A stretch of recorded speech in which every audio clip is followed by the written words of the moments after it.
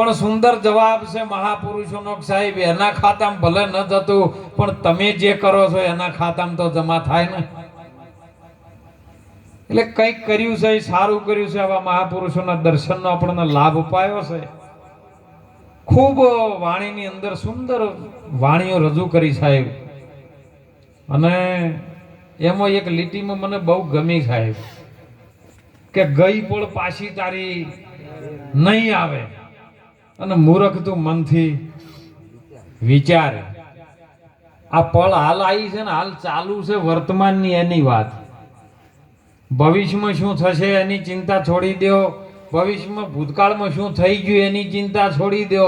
હાલ બેઠા છો ની પળ આવી છે, એમાં કઈક જો શબ્દરૂપી મોતી, ગુરુ મહારાજનો, સંતોનો વચનરૂપી જે મોતી આપણા પોતભૂતોના શરીરમાં એક ચાલી રહી છે સુરતાના ધાગામાં, જો કદાચ આ વચન પરોવાઈ જાય તો આ આયેલો મનખો છે ને સુધરી જાય એવી વાત છે.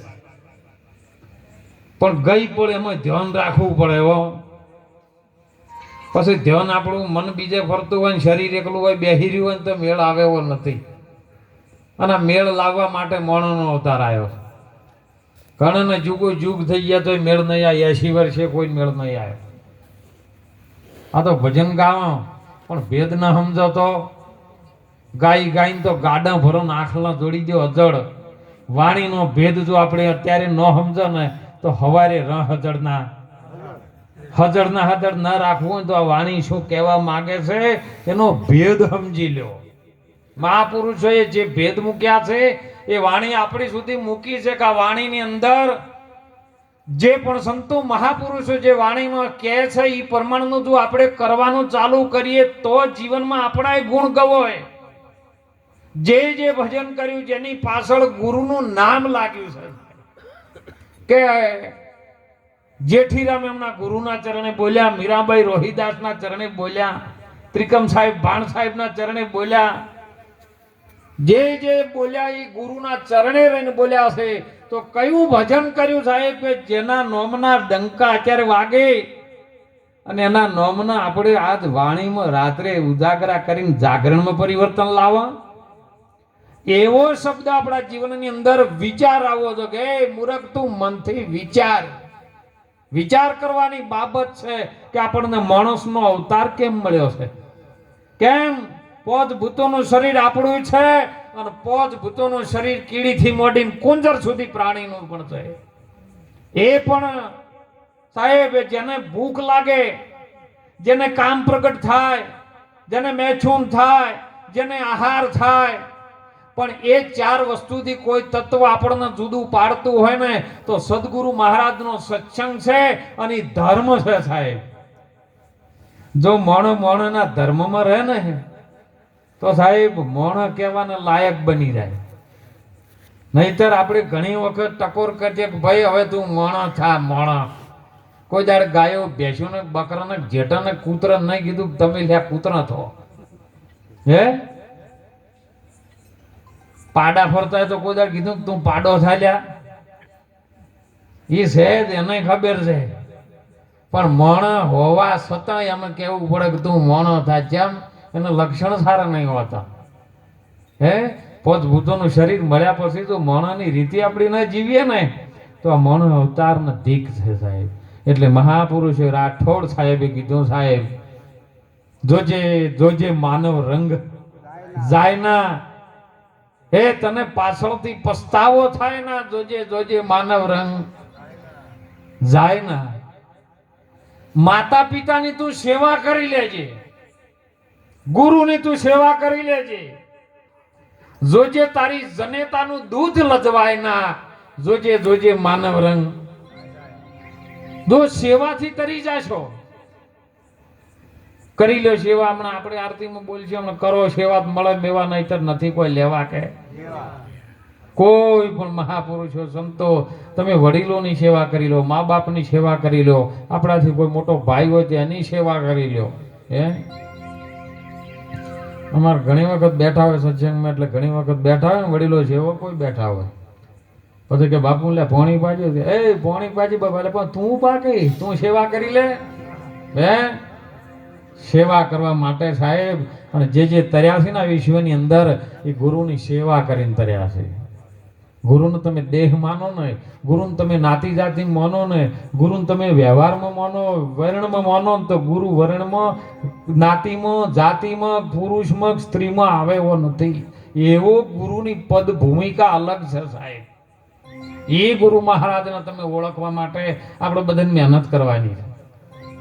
અને મહેનત જો કદાચ નિત્ય અભ્યાસ કરો ને, ગંગા સતીએ કીધું સાહેબ, અભ્યાસ જાગવે ને પછી તમને પરિપૂર્ણ જે છે એનો અનુભવ થાય. પરિપૂર્ણ અભ્યાસ તમને કરાવું પાનબાઈ અને ધરાવું અવિનાશીમાં તમને ધ્યાન જન્મવાનું મરવાનું પછી તમારે ન રહે અને પદ થઈ જાય નિર્વાણ. એ નિર્વાણની ભૂમિકામાં આજે અનુપ બાપા છે. પણ આપણને બધાને જેને સદગુરુનો બોધ લીધો હોય, જેને જ્ઞાન દ્રષ્ટિ આવી હોય, હમણાં સાખીમાં સુંદર વાત કરી હતી સાહેબ, હે કે પ્રથમ નવમું સદગુરુ દેવને જેને આપ્યું નિજ જ્ઞાન, જ્ઞાને ગોવિંદને ઓળખ્યા અને મટી ગયો દેહનો ભેય. સુંદર સાખીની અંદર ભેદ છુપાયેલો છે સાહેબ.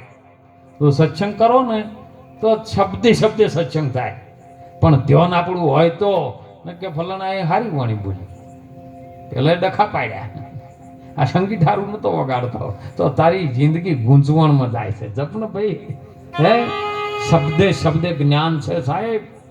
કે પ્રથમ નમો સદગુરુ દેવને જેને આપ્યું નિજ જ્ઞાન. નિજ એટલે પોતાનું જ્ઞાન. બધું જ્ઞાન આપણને હતું, બધું જ્ઞાન આપણને છે. ભેંસ પાણીથી ગાય પાણીથી દૂધ જેમ ઘટાડવું ને, એ બધું જ્ઞાન બધાને પાણી છે. હે પણ આપણું જ્ઞાન આ પંચભૂતોના શરીરમાં આપણે કેવી રીતના છે એનું જ્ઞાન આપણી પાસે નથી. એ નિજ પોતાનું જ્ઞાન ગુરુ મહારાજ આપણને આપે કે તું આને બાદ કર. કેમ? ભજન આપણને કોણ નથી કરવા દેતું આ શરીરની અંદર? એનો આપણે વિચાર કર્યો કોઈ દિવસ? રાત્રે અત્યારે ભજન કરો, કદાચ રાત્રે 2 વાગે જઈને પથારીમાં સુઈ જાઓ, છાતી પર હાથ મૂકીને સાહેબ વિચાર કરજો કે આ વાણી શું કહેવા માંગે છે અને આપણને મણોનો અવતાર કેમ મળ્યો છે. અને જો વિચાર કરો ને સવારે રિઝલ્ટ ના આવે તો સાહેબ મારી પાસે નુકસાન થાય લઈ જવાનું. ખૂબ સુંદર વાત કરી સાહેબ સતાર બાપુએ. આ શરીરમાં આપણને ભજન કોણ ન કરવા દે? તો શરીરની અંદર પહોંચવા ચોર છુપાયેલા છે, તો તમને ઘણી વાર કળ ન કરવા દે.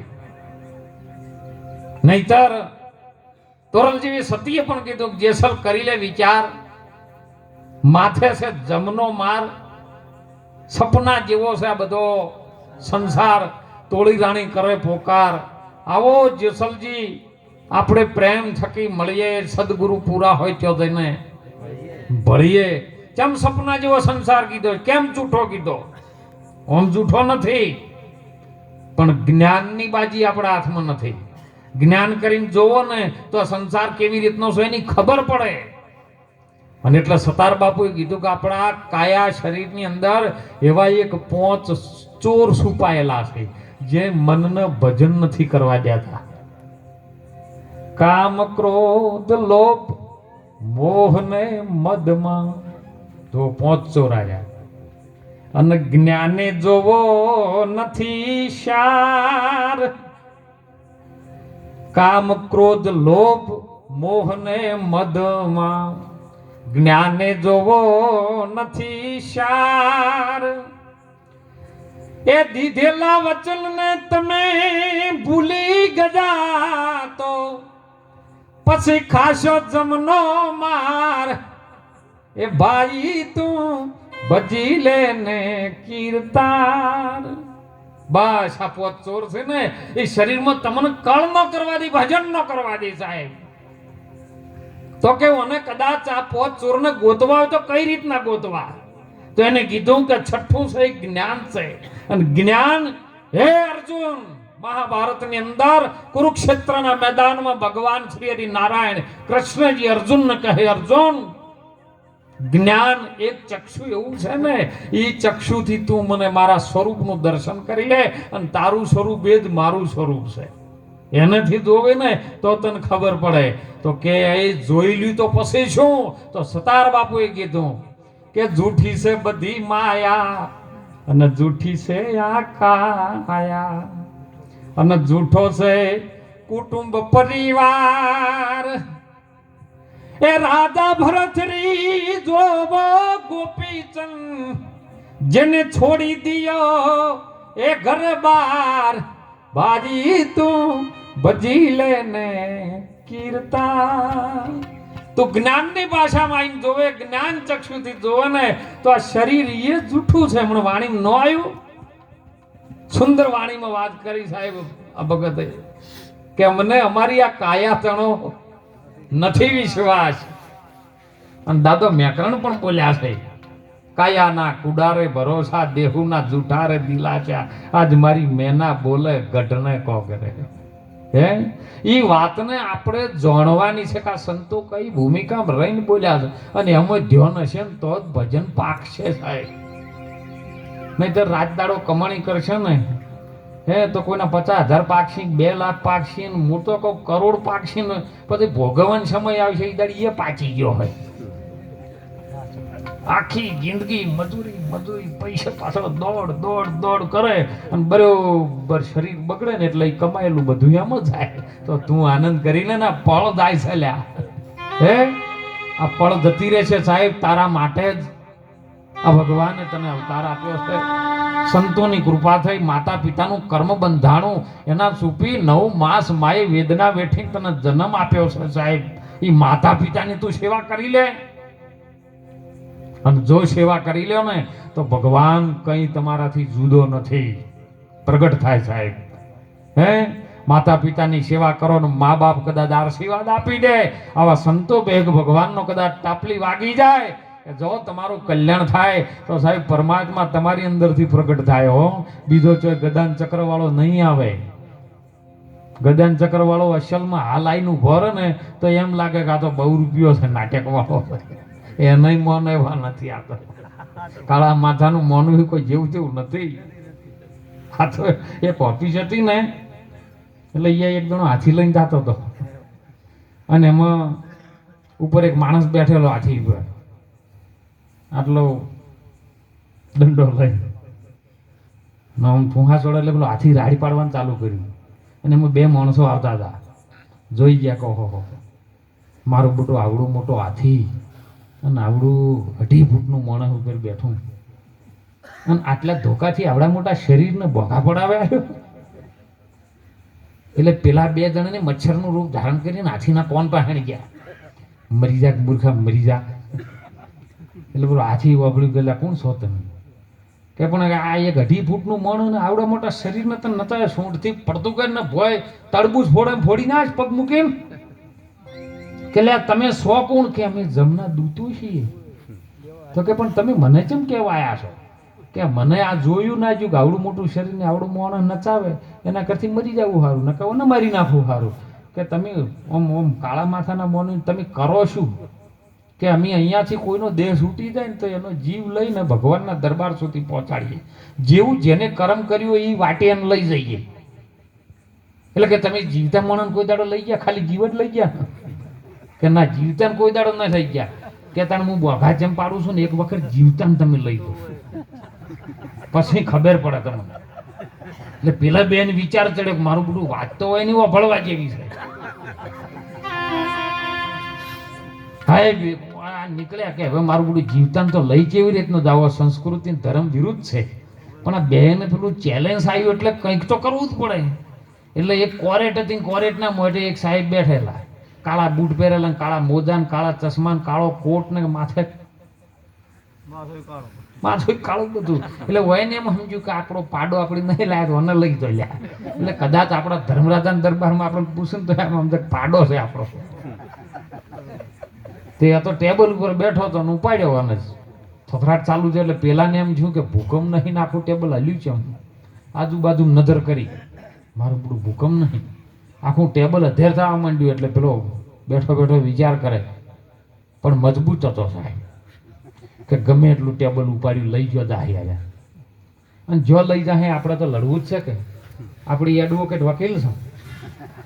ગમે એ જગ્યા લઈ જાય તો આપણે કેસ લડી લે. હા એમ શું હતો એ જાતું જે જાતું એ આખું ટેબલ ઉપાડીને ઠેઠ યમરાજાના દરબારમાં દરવાજા મોરે લઈને મેલી દીધું હોય. પેલા મેલ્યું ને નીકળી ગયા ઉભા રહો. તમે શો કોણ? કે અમે જમના દૂચ્યો. કે મને હોય કેમ લાયો? કે કાળા માથાના મોનવીને અમે એક વખત હાદી હાજુયા, પણ કે મારી પરવાનગી પૂરી નહીં થઈ, મુદત પૂરી નહીં થઈ, તમે લાયા ચમ? પણ તું કોણ? કે હું તો વકીલ છું.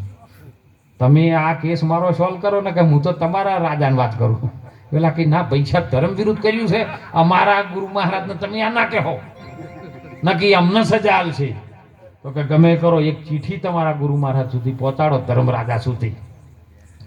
એ એમના દૂતો હતા ને, ચીઠી લખી પેલા વકીલે કે આવેલ માણસ તમારા રાજ દરબારના દરવાજા પાસે લાઈન મૂક્યો છે અને હું લિખિતમ નારાયણપુરીમાંથી વિષ્ણુ ભગવાન બોલું છું કે હમણાં 15 દિવસથી તમારો વહીવટ બગડ્યો છે, વાતાવરણમાં બરાબર મેળ નહીં આવ્યો, એટલે તમને બીજો દંડ નથી કરતો, પણ 15 દાડા માટે જે દરવાજામાં એ માણસને તમારી જગ્યાએ મૂકી દો અને તમે 15 દાડા રજા ઉપર જતા, આ તમારો દંડ.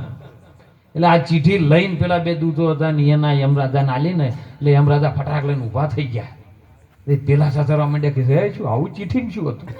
જોયું એટલે કે ફૂલાર લઈ રહ્યો, વાંચે ગાંઠા કે તબલા લઈને હેડો. આ તો હમયું કર્યું, હાર પહેરાયો, આવો આવો આવો, નારાયણની ચીઠી છે ને તમને મોકલ્યા. કે આ પેલો કહેતો ને કે હું માણસ છું.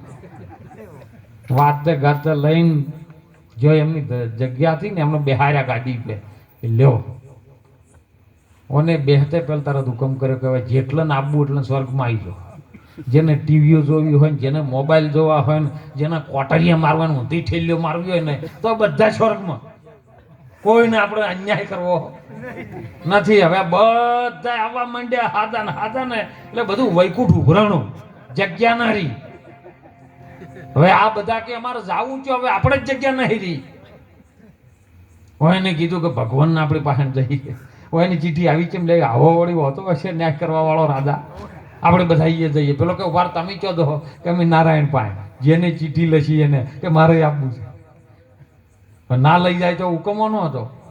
હંગાજ જ્યાં નારાયણ પાણી તો ઉભા રહ્યા. પ્રભુ આવી ચીઠી લખી, આવો દંડ અમને આપ્યો. એટલે આપ્યો કે નહીં? કે આ ચીઠી તમારી નહીં, કે આ ચીઠી મેં લખી જ નહીં. પેલો કે કને લખી જાણ? એટલે પેલો બોલ્યો કે મેં લખી છે. કે તમે કોણ? લે આ કોણ છે? આ આપણા દેવો મળ્યો નહીં આવ્યો, કે આ તો પૃથ્વી લોકમાંથી અમે ઉપાડીને લાયા છે એમને ડાયરેક્ટ, કે એની મુદત નહીં પૂરી થઈ. કે ચાલે નહીં ભાઈ, નિયમ ભંગ કર્યો છે અને એની આપણી સગવડો બધી રમણ ભમણ કરી છે, એટલે તને લે ઉકળતા તેલમાં તળવામાં આવશે. એટલે પેલો કે વારો તમે નારાયણ છો ને, વૈકુંઠપુરી ના? કે હા હું વકીલ છું. તમે ભગવાન હોય તો તમારા ઘેર હું તો કેસ લડું. ભગવાન હોમ હોય, તમારું શાસ્ત્ર ને પેલું પુરાણું ઓમ ખોલો અને એના છેલ્લા ફોનામાં તમે શું લખ્યું છે જોવો. કે ભૂલે ચૂકે કદાચ કોઈ કસાઈ મનનો માનવી હોય, હે સજનો કસાઈ હતો ને, કદાચ જેનું મન કચવાઈ ગયેલું હોય, મન ગંધાતું હોય, પાપી માણસ હોય ને, પણ કદાચ છેલ્લી વેળાએ ભૂલે ચૂકે જો કદાચ ભગવાનના દર્શન કરી લે ને, તો એને કોઈ દાડવાળ્યું નરક મળતું નથી. બોલો તમે લઈશું મેં? એટલે ભગવાન વિચારવા માંડ્યા માવડે આ તો આપણને ફસાય કે ભૈયા અમારી ભૂલ થઈ, તને જો હતો એ પાછો મેલ્યા આવે. કે મેલ્યા હો આયા નેચે મૂકી ગયા. પેલા જમના દૂતો હાથી પાસે આવીને કહેવા માંડ્યા પૈસા તું જે રાડિયો પાડે ને બરાબર